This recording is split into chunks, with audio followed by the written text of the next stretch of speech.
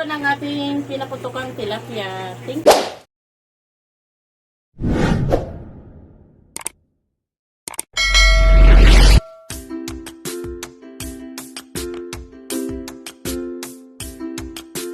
Guys, magluto tayo ngayon ng tilapia. Ito, tilapia. Anong lulutuin ko nito ay, ang tilapia ay maraming benepisyo to sa ating katawan. Ito ay lulutuin daw ni Kuya DM. Kaya ito ang ating recipe ngayon. Ulam for this day. Din ang ating tilapia sa running water. Ayan. Kailangan mawala yung ano, lapit-lapit. Lamog-lam, ay hindi. Yan. Kasi ano, masyado siyang madulas. Tapos itong ilalim, kailangan ano. Yan. Tapos itong isa. Recipe namin ngayon ay, hindi ko alam anong recipe ni Kuya DM. Ano ba recipe ni Kuya DM nito? Ipituin lang ata to. Yan. Tapos lagyan natin ng ano sa ilalim palaman. Lagay na natin ang ating tilapia. Pero kailangan kong linisan ulit. Masyadong madulas pa siya. Kailangan walang ano, tawag noon, hindi siya madulas. Ito lang yung fresh na isda dito sa Maynila, sa Tagal. Kung nasa dagat ka, siguro nagkisi-kisi pa yung isda doon sa dagat. Yan guys, lagyan natin ang ano, lagyan natin ng sibuyas, kamatis, ang ilalim para masarap na malinamnam.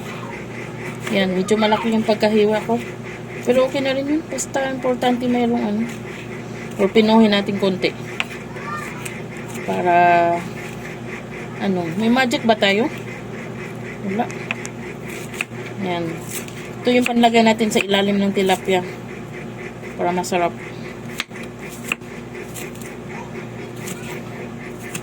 Yan.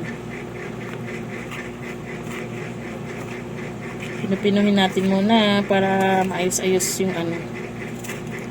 Yan.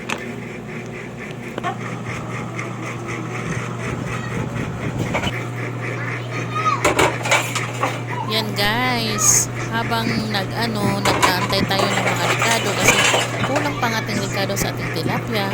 Kaya hugasan muna natin ang ating mga pinggan sa kusina para hindi dadami. Alam niyo na guys.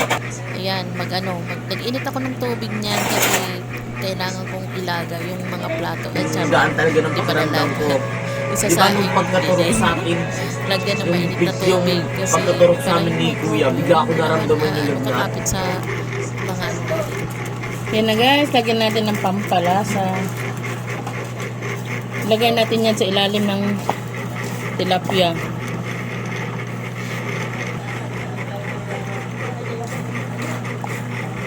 At syempre hindi mawawala ang asin. Ayan, kinamay ko na ang asin.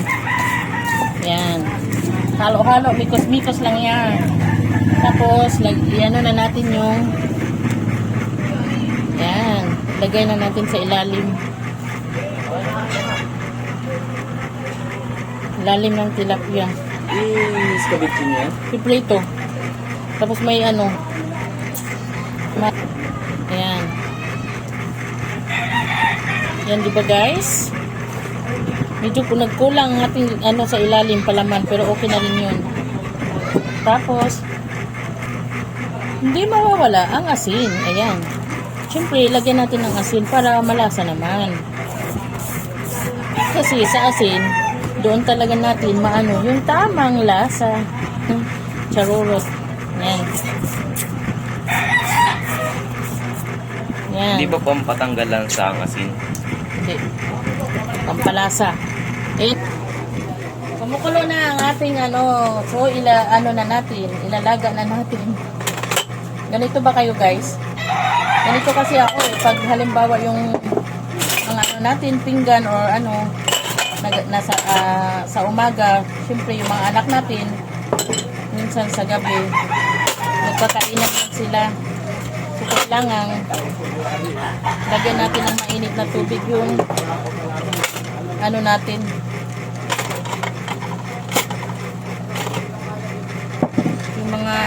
plato, pinggan, kutsara. Yan.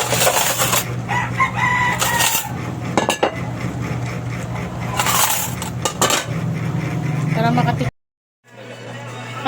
Ano guys, hulaan nyo kung anong gagawin namin sa tilapia. Kaya watch until the end. Yan si Kuya D.M. oh. Pinupunasan muna namin yung yung dahon.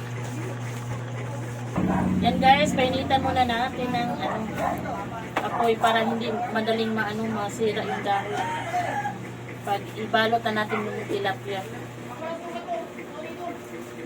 Kailangan mainit.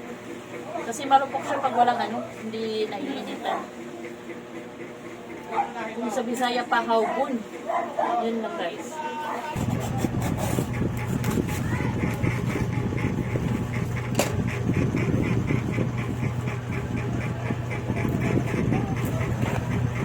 Yan guys, babalutin na natin ang ating tilapia.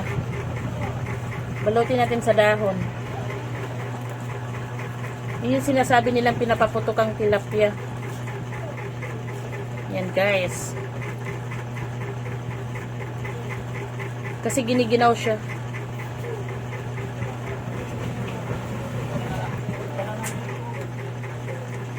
Si Tito nandyan. Si Ryan, magkasing busi sila ng tito mo.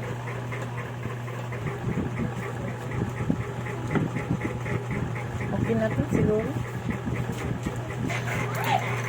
Ayan, tali-tali. O, diba? Parang lechon bili. Ayan. Tapos, kuha tayo isang tali pa.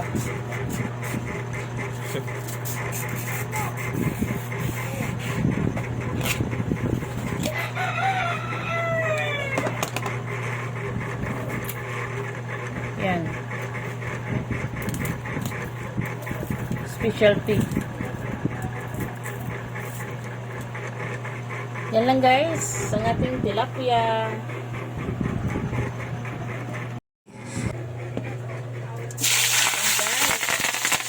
Ayan, gumutok-putok na. What?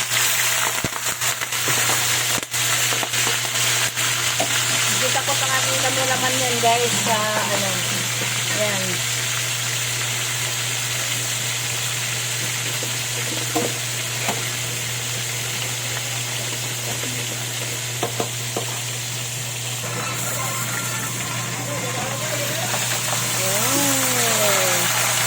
It's yummy, yummy.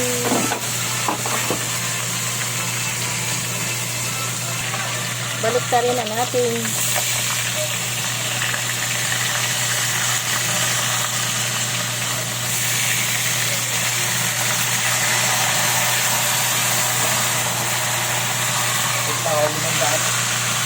Ano?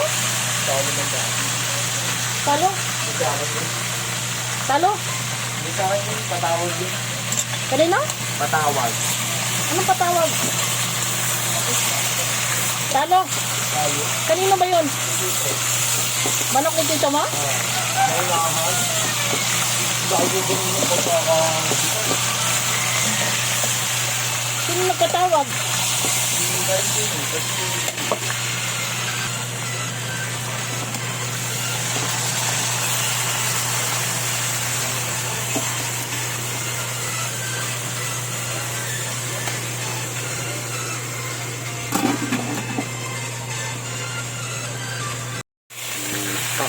Yun na guys, luto na ang ating pinaputukang tilapia. Lagay ko na siya sa lagayan. Ito na ba? Luto na yan guys. Yan. Anong recipe yung mother? Pinaputukang tilapia. Yan yung recipe yung mother. Kay Nanay Juicy. Natikit, sabi niya sa akin, masarap daw ito. Wop, manahirapan ako. Parang po yun. Yan. And guys, parang dumidikit siya. Ano ba? Parang ayaw niya magpakuha. Boy, videohan mo ako. Yan guys, ito na. Bye-bye. Maraming salamat. Thank you for watching. Bye. Ito ng ating pinaputukang tilapia. Thank you for watching. Bye-bye.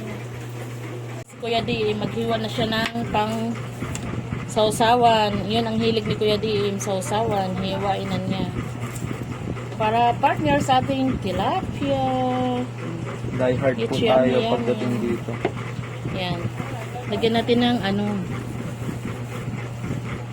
Yun lang guys. Maraming salamat.